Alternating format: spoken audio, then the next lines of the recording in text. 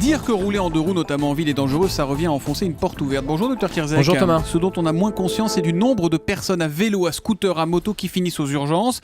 En ce moment, vous nous dites que ça n'arrête pas. Alors quel genre de cas voyez-vous arriver le plus souvent ? Il n'y a pas que l'humeur de Danny Cohn-Bendit, il y a l'humeur de l'urgentiste aussi qui en a marre d'aller ramasser les cyclistes ou les deux roues, ou que ces cyclistes ou ces deux roues, dans le meilleur des cas, arrivent aux urgences avec un certain nombre de pathologies. Alors on pense aux accidents graves bien sûr, mais on a au quotidien des petits accidents qui paraissent petits avec de la bobologie, mais qui mettent en cause le pronostic fonctionnel, des brûlures parce que vous n'avez pas la bonne tenue, vous n'avez pas pris les gants. Alors il fait un peu froid, les gens prennent des gants mais qui ne sont pas forcément des gants adaptés aux chutes, et les mains sont très vulnérables, les pieds sont très vulnérables aussi, donc il faut des chaussures montantes, on en parlera en termes de prévention. Et puis pour les cyclistes, on rappelle le casque. Alors il y a le casque, mais il y a maintenant des casques. C'est pas obligatoire, c'est toujours pas c'est obligatoire. pas obligatoire et c'est pas une assurance vie bien sûr. Et il y a les casques faciaux qui se font maintenant parce qu'on a beaucoup d'accidents. Alors ça protège le dessus du crâne, le casque, mais il ne faut pas oublier qu'il y a le visage qui est très vulnérable aussi. Donc ce sont toutes ces parties découvertes qui sont à risque en cas d'accident. Alors un vélo, ça peut griller un feu rouge, ça peut rouler sur un trottoir, prendre un sens interdit, puis ça peut chuter, ça peut avoir un accident. Qu'est-ce que vous voyez, vous, comme chose inquiétante suite à ces petits rien du tout, on a l'impression comme ça?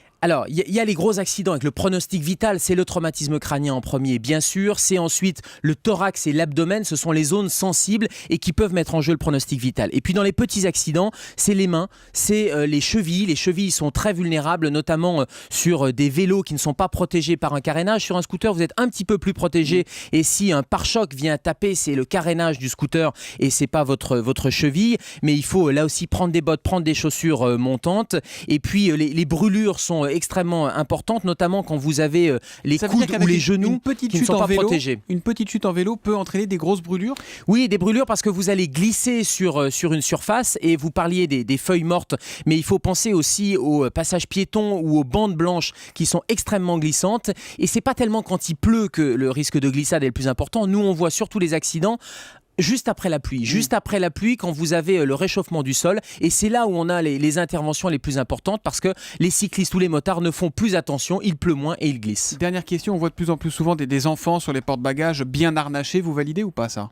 Alors, il faut les harnacher, il faut que les pieds touchent sur le deux roues ou sur le scooter, parce que ce qui est terrible, c'est qu'au moindre coup de frein, l'enfant va risquer de basculer. Et nous, on voit un certain nombre d'enfants qui sont éjectés. Donc, c'est juste à titre de prévention. Pensez que votre enfant, il faut soit l'harnacher avec une ceinture, soit le mettre sur un siège, mais surtout, il faut qu'il ait un âge adapté. Et puis, juste un warning sur l'angle mort. Vous soyez cycliste ou vous soyez deux roues, l'angle mort sur la droite des camions. Les camions ne vous voient pas, ou les bus. Donc, il faut toujours vous mettre soit devant, soit vraiment rester à l'arrière, et on n'est jamais à quelques secondes près. Et même avec un 3 roues, on peut glisser et on peut chuter. Les 3 roues ne sont pas non plus des anti-chutes. Voilà, ce qu'il vit aux urgences la nuit peut nous sauver tous. Il est avec nous tous les matins à 7h-5. C'est le docteur Kirczek pour la question santé d'Europe 1. À demain, docteur. Bonne journée, Thomas.